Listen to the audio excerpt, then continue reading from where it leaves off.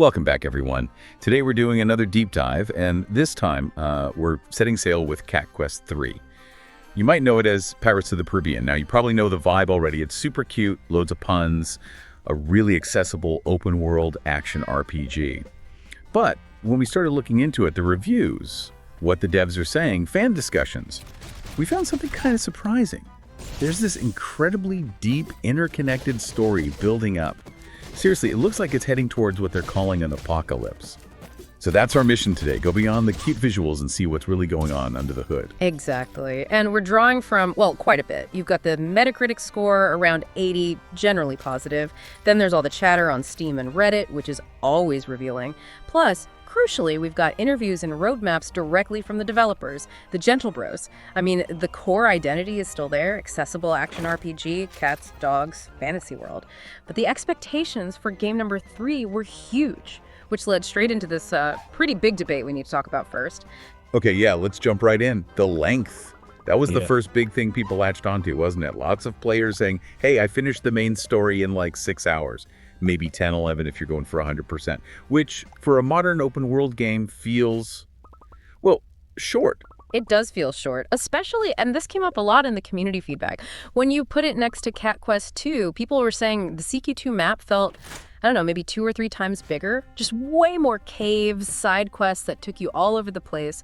Some folks genuinely thought they'd only hit the midpoint in CQ3 when, boom, the credits rolled. It was a bit of a shock for some. But the developers, the Gentlebros, they had a counter to that, right? They didn't just ignore it. No, they acknowledged the feedback, but they also point out, look, Cat Quest 2 had 3 solid years of updates adding content, whereas Cat Quest 3, they argued, launched in a much better state right out of the gate. Right. It shipped with New Game Plus R, for example, which CQ2 didn't have initially. Okay, so context matters. It wasn't quite an apples-to-apples comparison at launch. Precisely. And that leads to this really interesting shift you see in the reviews and discussions. The idea wasn't just it's shorter, but maybe it's shorter but better. People started talking about it being more streamlined, denser, like all the filler was cut out. One review specifically praised it for having, and I quote, zero fat or waffle. Zero fat or waffle. I like that. So a deliberate choice then. Quality over sprawling quantity. Seems like it. A move towards a more curated, polished experience, even if it meant a smaller map or a shorter main quest. It feels like maybe the series is growing up a bit. Interesting, like they're refining the formula, which kind of brings us neatly to the gameplay innovations, doesn't it? Because it wasn't just Cat Quest 2 again with pirates. Not at all. That pirate theme, the whole Caribbean setting, it's not just cosmetic. It fundamentally changed things with the ship exploration and combat. That's a huge new pillar for the gameplay. And the on-foot combat, the core loop, they got some serious upgrades too, right? I remember people saying CQ1 and 2 could get a bit samey, just find the biggest numbers. Yeah, that was a common criticism. It could feel a bit like just equipping whatever had the highest stat. But CQ3 really tackled that. One of the biggest things is the weapon swapping. Being able to switch between melee and ranged instantly, like with just a button press, that adds so much variety to fights. One source called the combat enticingly chaotic clashes. Enticingly chaotic, huh? But maybe more importantly, the gear itself got smarter. Weapons now have bonus effects, passives. It's not just about raw damage anymore. Suddenly you're thinking, okay, do I want this sword that gives me health on crits, or this staff that might freeze enemies?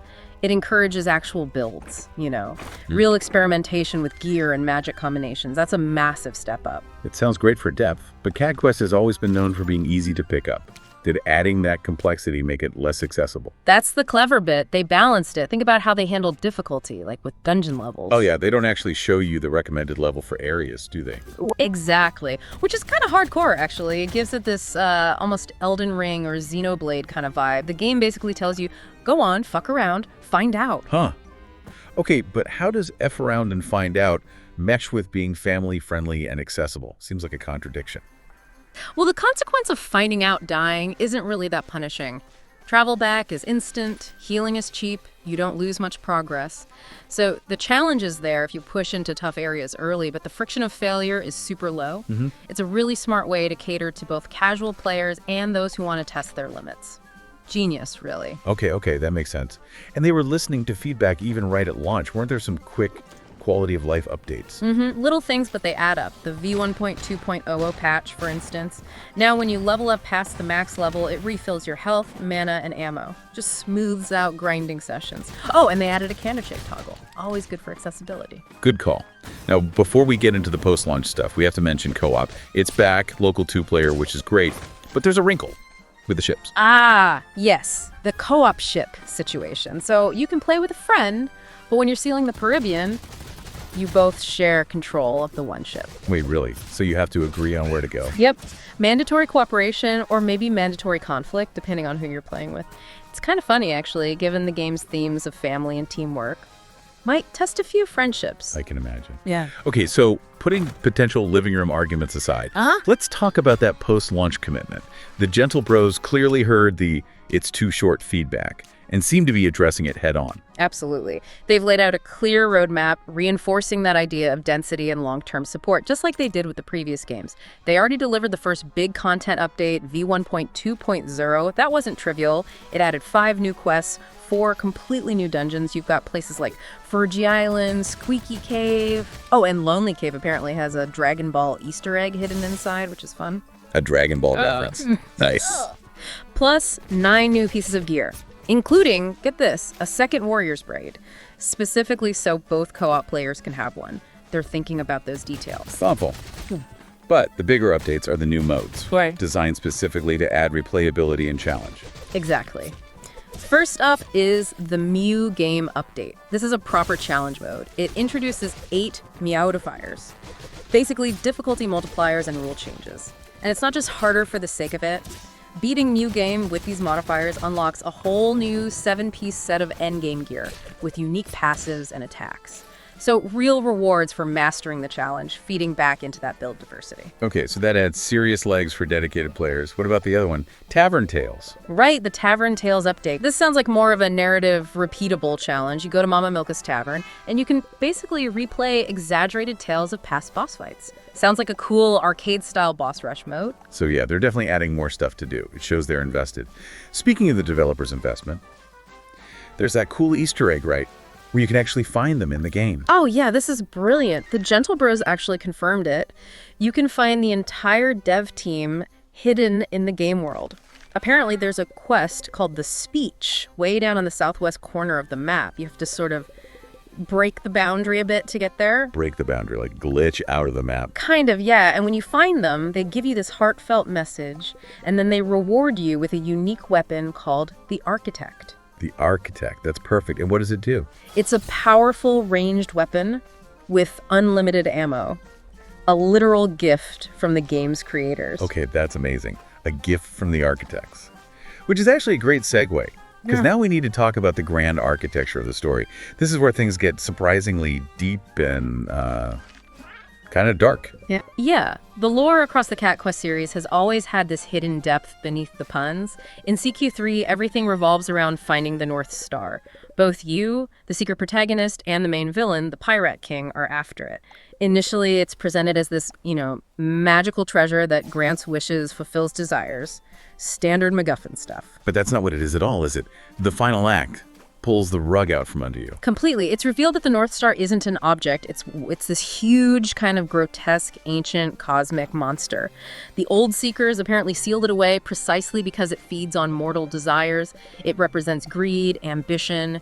It's less a physical fight and more a conceptual one. Pretty heavy for a game about pirate cats. Whoa. Okay. And what about the Pirate King? He's the main bad guy, inspired by Darth Vader and Davy Jones, according to the devs. Does he just get consumed by it? Actually, no. And this is where that theme of family comes back strongly.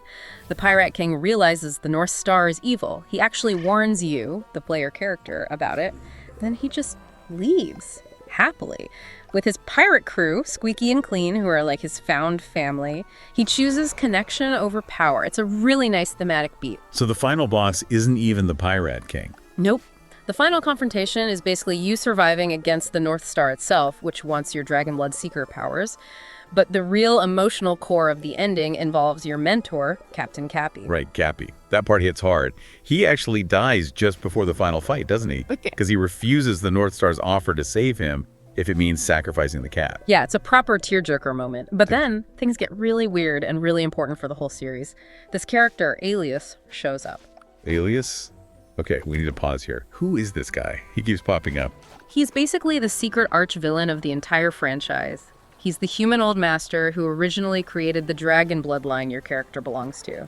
He was behind the corruption of the kings in Cat Quest II, and he was technically the final boss of that game. He's been manipulating events across all 3 games. The ultimate puppet master. Okay, so he shows up after Cappy dies. What does he do? Well, he's finally collected the 3 ancient artifacts he needed, the 3rd one being gathered during CQ3. He has immense power, but then he does something completely unexpected. He uses the North Star's power to magically bring Captain Cappy back to life. Resurrects him. Why? That's the kicker. Aelius, this ancient, power-hungry being, looks at the bond between you and Cappy and says something like, maybe the love of family is even more powerful than desire. Wow. The main villain has a moment of empathy. It seems like it. But then in the very next breath, he gathers his other selves. Don't ask. It's complicated dimension-hopping stuff, and they all basically cheer. Because now, with all 3 artifacts, they can finally bring about the apocalypse. The apocalypse. Right. We need to understand what that actually means in this world. It sounds bad. It sounds very bad. Based on the hints across the games, the apocalypse seems to be the complete collapse of reality, the end of all mortal life. It's the ultimate endgame Aelius has been working towards since Game 1. It requires those 3 artifacts he now possesses. So, the ending is, Cappy is alive, but the universe is about to end. That's one heck of a cliffhanger. Exactly. And it's almost certainly intentional. The developers have mentioned they'd ideally love to make 9 Cat Quest games in total. You know, the whole cats have 9 lives thing. 9 games. Okay, so the apocalypse isn't the end of the story. It's the setup for Cat Quest 4 and beyond. That's definitely how it feels. So if we zoom out and summarize this whole deep dive, Cat Quest 3 really feels like a maturation. It traded some of the sprawl of CQ2 for a denser, more polished core experience. Maybe a bit short initially for some, yeah, but the post-launch support is robust. And crucially, it ties directly into the surprisingly epic, overarching narrative that connects all the games, raising the stakes from cute adventures to saving reality itself from cosmic horrors and complicated family dynamics. It's essential context now. Absolutely. Which leaves us, and you, with a really interesting thought to mull over, doesn't it? Aelius, the guy orchestrating this apocalypse, literally just acknowledged that the love between the cat and Captain Cappy might be stronger than the cosmic power of desire he's wielding. So how is that sentiment going to play out when he tries to actually end all of reality? What role will that bond, that family he just saved, in stopping the very doom he's about to unleash? Maybe you should jump back in, check out those updates or New Game Plus High and see for yourself, because it feels like that friendship might be the key to everything that comes next. Definitely something to think about. Until next time, keep digging deeper.